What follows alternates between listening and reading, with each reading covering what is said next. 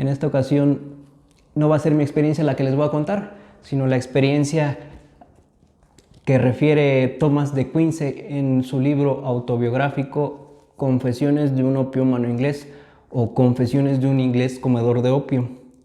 Verdaderamente es un libro muy padre en el que cuenta su vida, ¿no? Y los pormenores que tuvo que pasar en la infancia, en la adolescencia y en su temprana adultez. En su vida en general, no necesariamente con el opio, pero pues también refiere en unas cuantas páginas lo que sufrió y lo que vivió con el opio, ¿no? En general todo habla de lo que lo llevó a consumir opio y a usarlo por bastante tiempo. Y pues muy poca parte del libro se refiere a los efectos como tal del opio, que en 2 capítulos lo refiere, uno como los placeres del opio y en otro como los dolores del opio. Entonces pues no lo recomendaría si quieren saber más de drogas, porque más que nada es un libro de una autobiografía. Pero pues vamos a ver cómo experimentó el opio Thomas de Quincey, ¿no? A mí me parece muy interesante y muy bonita la forma en la que relata lo que es el opio. Bueno, aquí en la página 56 declara la primera vez que lo compra, a la hora que lo usa, escribe él así: ¡Oh, cielos! ¡Qué cambio tan repentino! ¿Cómo se elevó desde las más hondas cimas el espíritu interior? ¡Qué apocalipsis del mundo dentro de mí! Que mis dolores se desvanecieran fue a mis ojos una insignificancia. Este efecto negativo se hundía en la inmensidad de los efectos positivos que se abrían ante mí, en el abismo de divino deleite súbitamente revelado. Esta era la panacea de todos los males humanos. Aquí estaba, descubierta de un golpe, el secreto de la felicidad, sobre el que disputaron los filósofos a través de las edades. La felicidad podía comprarse por un penique y llevarse en el bolsillo del chaleco. Los éxtasis portátiles encerrarse con un corcho en una botella de medio litro. La paz del alma transportarse por galones en coches de correo. Es lo que dice, ¿no? La primera vez que consumió el opio. Y también hace una comparación con los placeres que da el vino. En las comparaciones uno puede describir las cosas, ¿no? Y esta es una de las maneras en la que él describe los efectos del opio. Aquí relata: el placer que da el vino va siempre en aumento y tiende a una crisis, pasada la cual declina. El del opio, una vez generado, se mantiene estacionario durante 8 o 10 horas.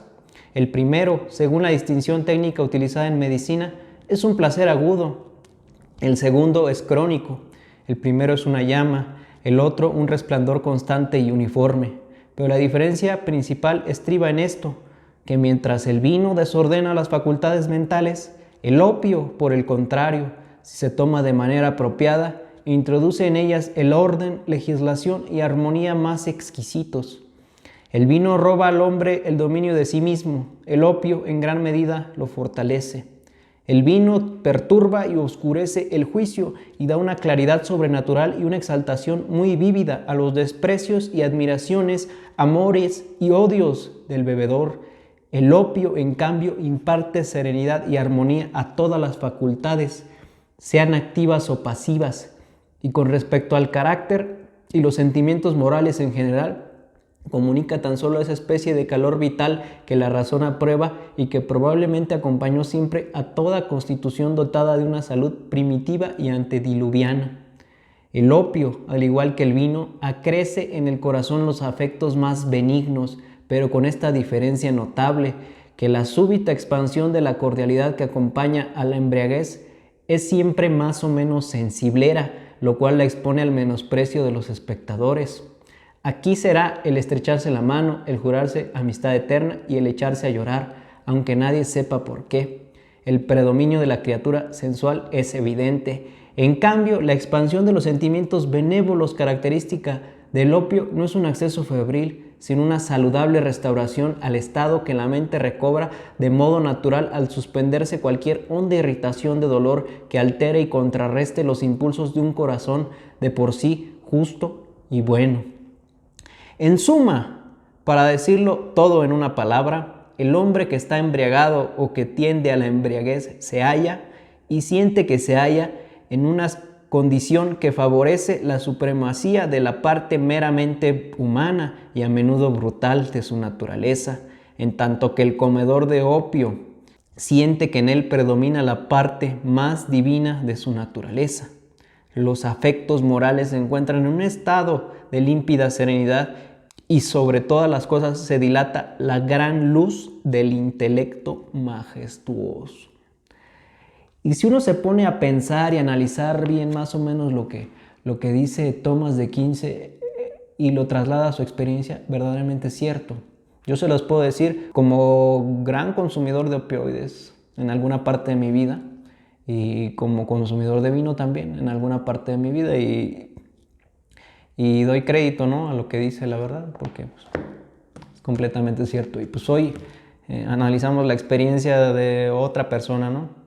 En algún futuro les voy a traer otro libro que estoy leyendo, este sí es de drogas, que se llama Aprendiendo de las drogas de Antonio Escotado. Y voy a seguir investigando, creo que Aldous Huxley hizo Las puertas de la percepción, que también es un libro de sus experiencias con LSD, si no mal recuerdo, pero pues de todos modos yo voy a seguir con mis experiencias, todavía me faltan muchas drogas que tocar, que yo experimenté, pero pues nos vemos en otra ocasión y si gustan suscribirse, de este lado tengo el circulito y aquí hay otro de mis videos por si quieren. Suscríbanse.